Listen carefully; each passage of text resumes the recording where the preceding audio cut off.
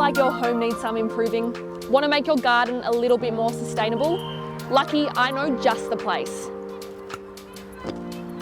These days, we're all super busy, so looking after a garden is probably in the too hard basket, right? Living in the city, finding the room for a pot plant, let alone a garden, well, it's just not happening. So today I'm going to introduce you to a woman who's going to teach us how easy it actually is to create your own sustainable garden in a super compact space.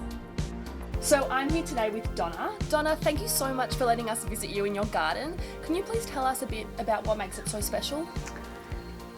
Great, lovely that you're here. I think it's special in that it's been about 13 years in the process to get it to this point. It is what I call an evolving garden. If you come any year, there'll be certain things that are the same, but there'll be other things that are quite different. And I guess that's one of the things that I do is I respond to what's going on around us. So as we know, we're in that process of climate change, and every year it seems like the garden's just doing something a little bit different, and sometimes just not what I would expect. Great, is that what motivated you to start it?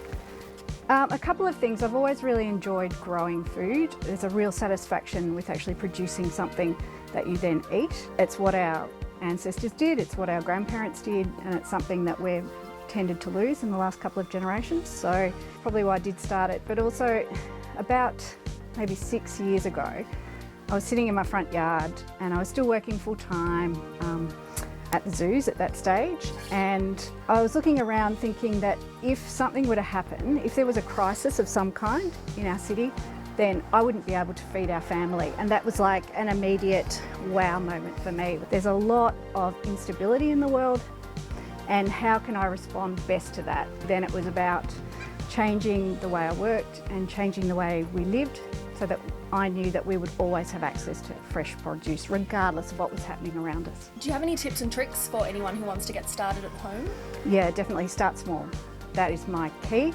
If you start with a 1 metre by 1 metre squared plot and you look at that every day and you're observing what's happening in the different seasons, you'll get way more produce out of 1 metre squared than you would if you had a big garden that you're not really interacting with at all.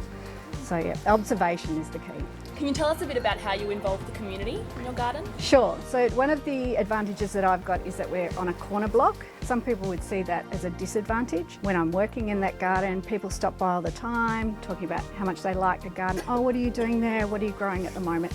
So it's kind of a showcase for community and helps people realise that they don't need a large space too. And if you were to give one massive key tip, the biggest tip to people who want to start at home, what would that be?